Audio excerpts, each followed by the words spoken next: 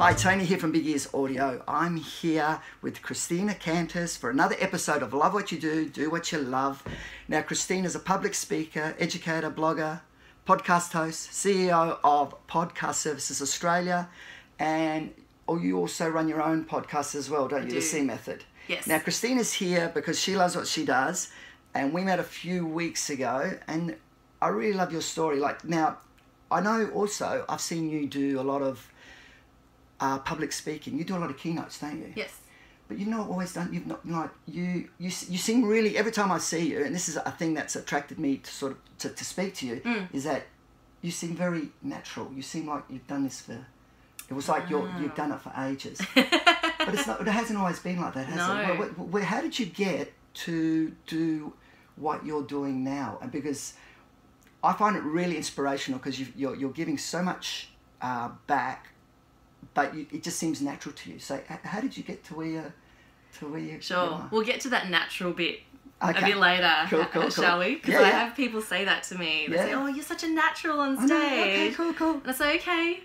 I wasn't always, it takes a lot of work to make what you do look natural. Okay. Right? But yeah, happy to get to that. Yeah. I'll share a bit about how I got there. That's cool. Yeah. So my background is a very technical background. I used to be an architect. I went to uni, did 6 years of uni, loved it. So you graduated. I graduated.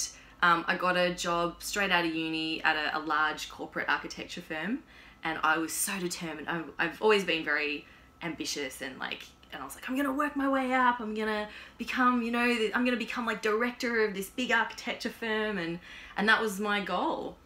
And then I went through a process where, because you have to get registered as an architect. It's like doing your CPA as an accountant. You have to study, you have to get experience, you have to get it ticked off, and then you sit these big exams.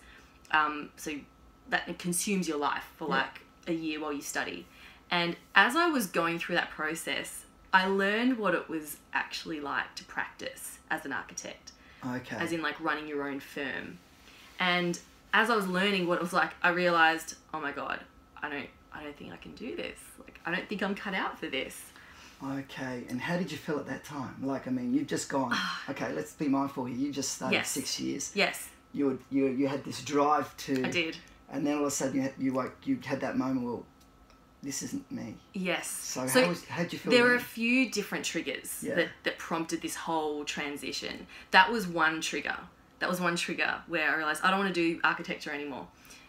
The second trigger was I wanted to...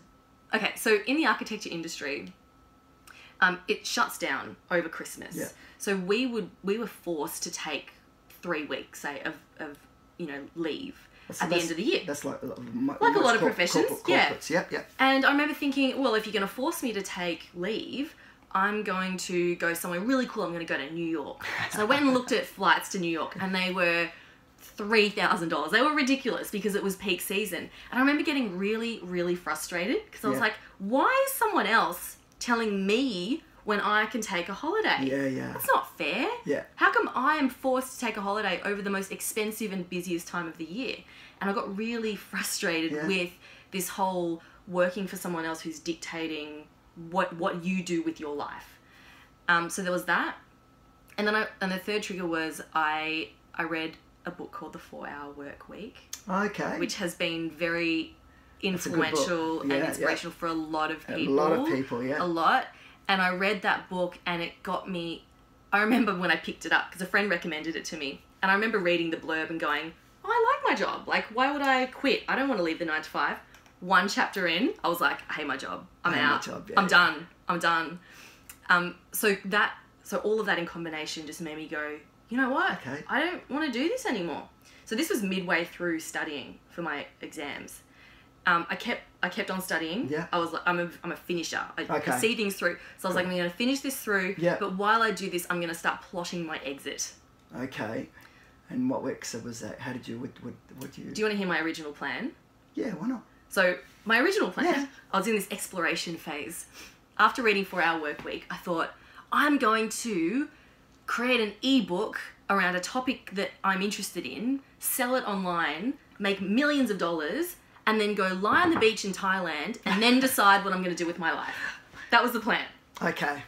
Some of that plan, it was a good plan. I like the idea of having at least you had a plan. Yeah. About the, lying on a bed. Yeah, that's great. That's a great dream. Yeah. But I was trying to follow the book, as I do. I was like, okay, the book's telling me to do this. I can do this. And I was thinking, what can I do? What do I know? What could I help people with that I could create this fabulous ebook about? And I had this brainwave to help architecture students and graduates be more confident and effective with public speaking and presentations. Nice. Because back when I was an architecture student, I hated speaking. Yeah. Oh, public speaking is a pretty... It was so high pressure and very anxiety inducing, because you'd stand there up to present, and the tutor would tear down your work in front of the whole class. So it was this baptism by fire. Wow. No one actually taught us how to present. Right. And I remember at the time, I enrolled myself in a professional communications course. Okay. So you just didn't say, hey, that's what I did. So you actually went and got some training. I went and got training. Cool. And I learned that public speaking is a skill that you can actually learn. And I was fascinated. I was like, this is amazing. So I applied it to my university presentations. I applied it at my job when no one wanted to speak. Here I was, this young grad, being like, I just want to get involved with everything. And the older, more experienced architects, no one wanted to present. No one wanted to put their hand up. And the ones who did were pretty bad. Yeah. And I remember thinking, I would go for these opportunities, and even though it was scary for me, I put my hand up, and I was given, and this is why I believe this is one reason why I had a great time at that job. I was given great projects to work on. I was known by the senior leaders because I put myself out there. Mm-hmm. I put my hand up to speak. I took on opportunities. I wasn't afraid to do that. So when I actually resigned, they said to me that there was a new CEO at the time, I remember, and he didn't know who I was. He didn't know me from a bar of soap, but he came up to me and said, all the other directors have told me that you do great work here and we don't want you to go. And they actually offered me another position at the company, which was a massive safety net. And that was hard. I had to say thank you, but no thank you, and leave. Yeah, they're those moments, I think, that define what you're going to do. Like you said, there's a safety net, because deep down inside, sure, I could take this, but then you get caught up in that world. Yes. And okay, money's great, but and don't get me wrong, we need economically, we need to find, but happiness, your happiness is such an important, because you spend so much time at work, and a lot of people get caught up in that whole that mesh, and and they're the defining moments. So you walked away. Obviously, you left a lot of money on the table. You walked away, and you thought, because I could have negotiated. I was in a position where I could have negotiated something. Yes, really, but you know what they would have taken for that. Yeah. I had to learn to trust my intuition. Yes. And that's been a huge life lesson for me, not just in from a work perspective, but from a personal perspective. In my relationships, and just knowing deep down what's the right thing to do. Yeah, look, I think that's the hardest thing for humans. This is just engaging your intuition, because we think we know better than it, but we don't really. And we always, how many times we fall into that trap? Oh yeah, no, and then go, fine, if I don't just listen to my gut. Because you just know, you do. You know what's right, you know what's wrong, you know what's going on. This just doesn't feel right. Yeah. And there's a reason for it. It's not, there is a reason. So that you followed your intuition, and then what happened? You went and started your own business? What happened? So my brilliant idea was to make this ebook for architecture students to improve their presentation skills.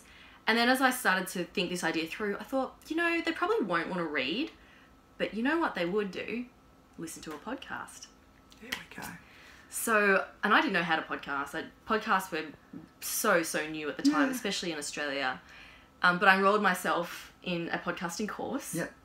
It was the most money I'd ever invested in myself. I spent $2,000 on an online podcasting course.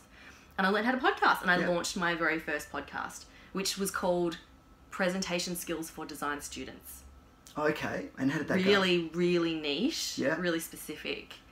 And then I quit my job So like 5 months after that, I quit my job at the start of 2014, and I took my life savings and I moved to New York. Wow. I didn't see that one coming. Okay. Because I thought to myself, if I'm gonna, and you know what, my original plan was to somehow monetize the podcast and then decide what I wanted to do. As I was talking about my podcast and promoting it and saying, hey, this is what I'm doing, these are my ideas, someone said to me, you know, you could speak about this. They said, you know, universities will pay you to come in and speak about this. Have you thought about being a speaker? And I thought, no. There's another door. Yeah, cool. I like it. Yeah. So all these ideas, and so this is something that I learned, especially when you're getting started with maybe making a shift or creating a new idea. Share your ideas.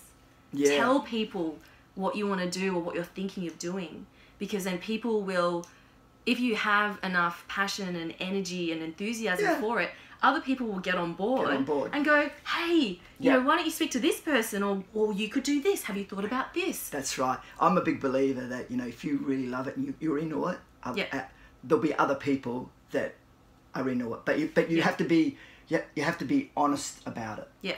Because if you're just doing something because it's the trend or something, people see through that. But people actually will buy into somebody that actually is passionate about what they do, and they actually, and the ones that don't, they don't. So I'm a big believer that you can't please everybody. There's only a certain the only person you should be pleasing is yourself. Once you got that down packed, then you're rolling. But then that brings me here now to, like, so you've done this little niche podcast. Yeah. So how did the C method come from that? Was that spawn out of that? You thought, okay, now, because we're talking about a niche product here. Fine, that's cool if you're a design student, but how do I take that and turn it into something that the broader market is going to buy into? Absolutely. So how did that? So what? So I took my life savings and I went to New York and I lived there for 3 months, and I did some travel. And what I did there was absorb as much as I could. Yeah. So I went to conferences, I made friends with other podcasters and business owners, and it was this brand new world. So I was like this sponge, just soaking up everything. I hung out with like the digital nomad community, you know, so entrepreneurs who travel, who live independent of location. So a lot of like online entrepreneurs and that sort of thing. So I did get caught up a little bit in that crowd, and I thought that that's what I wanted to do, and I realised later that I didn't. Yeah, cool. I actually love people and working with them face to face. I don't want to just work from my laptop and live on the beach. I actually don't like the beach that much. So it's boring. I can't lie on the beach. It's boring. You like the idea of it. I like the idea of it, yeah. Nah. So in answer to your question, how did the C method come about? I remember so for 9 months I ran this podcast. Yeah. And I was putting it out there. I'm like, hey, so I speak and I got to speak at the New York Institute of Technology to some architecture students there, which was a great opportunity. And I remember asking them about how they felt about their presentation. So what are your challenges, blah, blah, blah. And one of the students said, well, the presentation doesn't really matter because I've done enough to pass anyway. Wow. And I remember this light bulb moment going off, and I was like, oh, students don't give a crap about presentation skills because there is not enough emphasis on it in their assessments. No. And they're not thinking, oh, I'm going to need these skills in the future when I get a job. That's not on their radar. And I realised that all this everything I'd been toiling over to try and help these people with, firstly, they didn't want the help. And secondly, they didn't have any money to pay me for coaching or whatever, or to even buy a book. Pass. They just want to pass. They just want to pass. And then, so you got to go back when you're a student. Yeah. I just want to pass. Just want to pass and then go to the pub. Yeah. Like, that's all they care about. So I made the decision to stop that podcast. Yeah. And after, I think it was 40 episodes and 9 months, I was like, I'm done. And I took a month or so off to just reset and reflect and just think about what am I going to do now. And again, it would really help being around great people and chatting to them, and then I realized that I needed to shift my target audience to people who firstly wanted the help and secondly had the money to pay.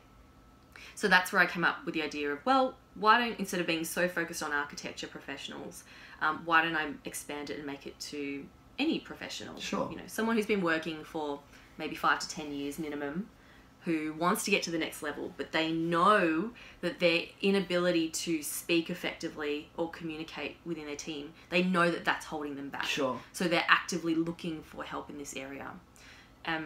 So I started the C Method, and that was just a name that I That's picked, awesome. That's cool. because I'm all about helping people build confidence and communicate. And I'm Christina. Last name starts with C. So I was like, it's genius. It's genius. See that just happened. Yeah. And I thought, well, it's also generic enough that I can pivot if I want. Yeah, man. It's you're not unique. So you can actually whatever content you're putting in. You can actually like you're doing. You do a series of 6 weeks of we'll be talking about da-da, and then with da-da-da-da-da, and you can actually navigate what people want, what you are engaging in at the moment, what you see, what's happening in the business landscape, and go, hey, cool, I can slide into that space, because and it's still the C Method. And it's still the C Method. Yeah, that's awesome. And where would we find, like, if people watching this and they want to get engaged with the C Method? What's your platforms? What are you on? So, well, my website is thecmethod.com. So that's letter C, method.com. There's links there to all my socials and to the podcast as well. Otherwise, if you want to check out the podcast, it's called Stand Out, Get Noticed. Okay. So the podcast name, this is something that comes up with, because I also run Podcast Services Australia, and we get clients asking us, how should I name the podcast? Should I just call it the business name? And I find that the podcast name should be somewhat descriptive of what it's about. Yeah. Otherwise, if it's a bit too cryptic or like people aren't going to click on it. So I thought calling it the C Method Podcast doesn't really explain what it's about. No. So I called it Stand Out, Get Noticed, because that's what it helps people to do. Yeah. So people can search for that in their podcast So apps. If they go onto your website, so they can get information regarding getting training for speaking as well. So one-on-one coaching. The group program that I'm running. Fantastic. Yeah. It's mostly professionals who I work with. I run a group program for professional women, which is wonderful because it's great to have that supportive environment. And I also have a Facebook group, which is for podcast listeners and people who are familiar with And so you find training. Now you're in a great place, obviously, because every time I see you're smiling, you've got this beautiful energy. Look, you're going, this is a great time, I suppose, within your industry and so on. And I just want to say good luck with everything, man. Thank you. I hope, look, and if anybody wants to get in contact with Christina, like I said, through Facebook and so on. Yeah. So the group is called the C Method Rockstars, because that's how I address, on the podcast, I say, hey, rock stars. Oh, beautiful. And that was just something I started doing, and then other people started to write to me, go, hey, rock star. So I was like, it's a thing. So I just, Well, get on board. And thanks, Christina. Thank you for coming in. Thanks, I really appreciate it.